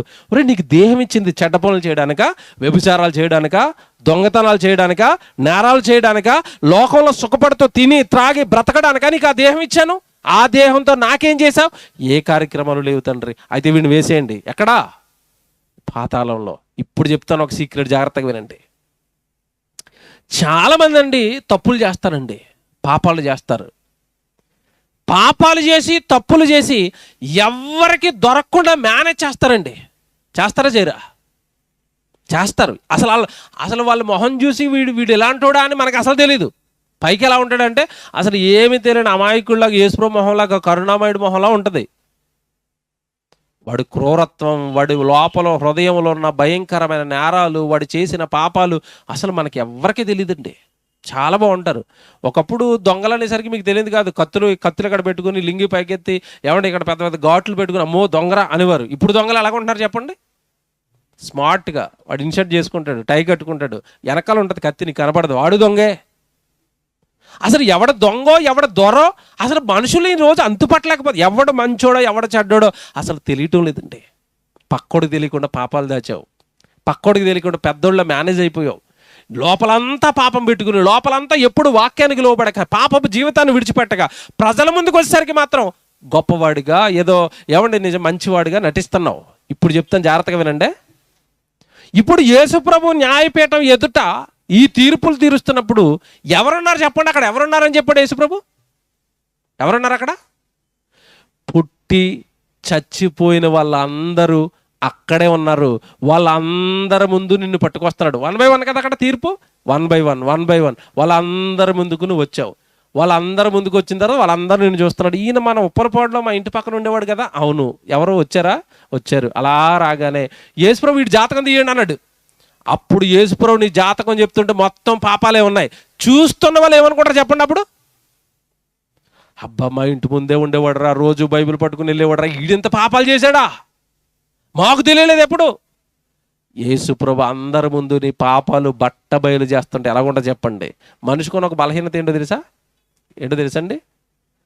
అవతల వాడు పాస్ అయ్యాడు అనుకోండి, వీడు ఫెయిల్ అయిపోయాడు అనుకోండి. వీడు ఫెయిల్ అయిపోయిన దానికంటే అవతల వాడు పాస్ అయిన దానికి బాధ ఎక్కువ. మనిషి స్వభావం ఇది. అందరి ఎదుట నీ పాపాలు బయటకు వస్తుంటే, అందరి ఎదుట నీ మంచి కార్యాలు బయటకు వస్తుంటే అసలు నీ నీ నీ స్థితి ఏంటి అక్కడ ఒకసారి ఆలోచించుకో. ప్రజలందరి ముందు నీ పాపాలు బయటకు వస్తున్నారు, ప్రజలందరూ నీ పాపాలు చూస్తున్నారు, ప్రజలందరూ నీ మాటలు వింటున్నారు. వీడింత పాప అని ప్రజలందరి ముందు యేసుక్రీస్తుల వారు నీ పాపాలు, నీ నేరాలు బట్టబయలు చేస్తుంటే ఎలాగుంటుందండి ఆ జీవితం? ఎంత భయంకరం మీరు ఆలోచించండి. తీర్పులు ఎక్కడో రహస్యంగా చేయడట యేసుప్రభు, అందరినీ నిలబెడతాడట. 1 by 1 దేహంతో జరిగించిన మంచివి, దేహంతో జరిగించిన చెడ్డవి ఫలాలు ఇచ్చేస్తాడట. అంటే అది అంతిమంగా దేవుడు నీకు ఇవ్వబోయే జీతం. యేసుక్రీస్తుల వారి న్యాయపీఠం ఎదుట అది అసలైన తీర్పు. ఆ తీర్పులోనికి భూమి మీద పుట్టి చచ్చిపోయిన వాళ్ళు అందరూ వస్తారు. ఒకవేళ భూమి మీద ఉన్న న్యాయస్థానాల్లో తప్పించుకుంటాడేమో కానీ మనిషి అక్కడ తప్పించుకుంటాడా? ఇప్పుడు చెప్పండి, అక్కడ దొరకడా? అక్కడ శిక్ష వేయబడదా? ఎంత భయంతో బ్రతకాలండి మనిషి. ఇక్కడ శిక్ష వేసాడు అనుకోండి, ఇక్కడ జైలుకి వెళ్ళాడు అనుకోండి, మళ్ళీ అక్కడ ఆయన వేస్తాడు. ఇది చూడండి, డబల్ ఇది. పోనీ ఇక్కడ దొరికిపోయినా మర్డర్ చేసి ఇక్కడ శిక్ష అనుభవించాడు, చచ్చిపోయిన తర్వాత మళ్ళా అక్కడ శిక్ష. అవసరమా ఈ జీవితం? కుటుంబానికి కాక నీ జీవితం, దేవుడికి కాక, సమాజానికి ఉపయోగపడక ఈ నేరాలు, ఈ పాపాలు మనిషి జీవితానికి అవసరం అంటారా? మీరు చెప్పండి. ఎంత దారుణం అండి. జీవితాలను ఎంత దారుణంగా పొడుచుకుంటున్నారండి. ఈ సంగతులన్నీ తెలియక, దేవుడు తీర్పు తీరుస్తాడన్న సంగతి తెలియక పొడుచుకుంటున్నారు జీవితాన్ని, నాశనం చేసుకుంటున్నారు జీవితాలని. ప్లీజ్ ఒక్కసారి ఆలోచించండి దేవుడి మాటలో. న్యాయమూర్తి భయపడండి, ఎవరికి అన్యాయం చేయకండి, ఎవరికి అక్రమం చేయకండి, ఎవరు బాధపడే పనులు చేయకండి, ఎవరిని బాధ పెట్టకండి. కోరుండి మాటలతో కానీ, మీ ప్రవర్తనతో కానీ, మీ తీరుతో కానీ కోరుండి ఎవరిని బాధ పెట్టకండి. కొన్నిసార్లు పొరపాట్లు జరుగుతాయండి. మనం ఏమనకపోయినా అవతరుడు ఏడుతూ ఉంటాడు, వాళ్ళని ఏం చేయలేమండి. కొంతమంది ఉంటారు, మనం ఏమి చేయడం వాళ్ళకి ఆడ ఏడుతూ ఉంటాడు. అలాంటి వాళ్ళు ఏం చేయలేము, ఆడ ఏడుపు ఆడనే కొడుతుంది, మనం ఏం చేయలేమండి. మీరు మాత్రం యథార్థంగా ఉండండి, మీరు మాత్రం నీతిగా ఉండండి, మీరు మాత్రం న్యాయంగా ఉండండి, మీరు మాత్రం ఎక్కడ వాక్యాన్ని మేరకండి. మీ కోపం వచ్చినా, మీరు ఎవరి మీద పగ వచ్చినా అసలు అవి ఏవి మీ మనసులోకి రానివ్వండి. సమస్తం ఎవరికి అప్పగించాలి? మనం దేవునికి అప్పగించండి. మీ పని మీరు చేసుకోండి, వాక్యం చదువుకోండి, వాక్యం చెప్పుకోండి, దేవుడి పనిలో ఉండండి, ఎవరిని ఏమనకండి, అందరినీ ప్రేమించండి, అందరితో మంచిగా ఉండండి. దేవుడు మీ ఫలం, యేసుక్రీస్తుల వారు మీకు ఇవ్వబోయే ఆ దేహంతో జరిగించిన మంచి ఫలాల కోసం ఎదురు చూడండి తప్ప దేవుని యొక్క తీర్పులోనికి మాత్రం మీ జీవితాన్ని పెట్టుకోకండి. లోకానికి తెలియని దేవుని తీర్పులు ఇవి. ఇది లోకానికి తెలియదు, దేవుడు పట్టుకుంటాడన్న సంగతి మనకు తెలుసు. జ్ఞానం, వాక్యం రాశాడు కనుక ఈ సంగతులు మనకు అర్థమయ్యాయి. మనమైనా మన జీవితాన్ని భద్రం చేసుకుందాం, బాగు చేసుకుందాం. దేవుడి చేతుల్లో మనం పడిపోకుండా, ఆయన న్యాయమూర్తికి మనం దొరికి మనం పాపులుగా ఆయన ముందు నిలవబడకుండా, ఆయన వేసే భయంకరమైన శిక్షల్లోనికి మనం వెళ్ళిపోకుండా మన కుటుంబాలను, మన పిల్లలను మనం కాపాడుకుందాం.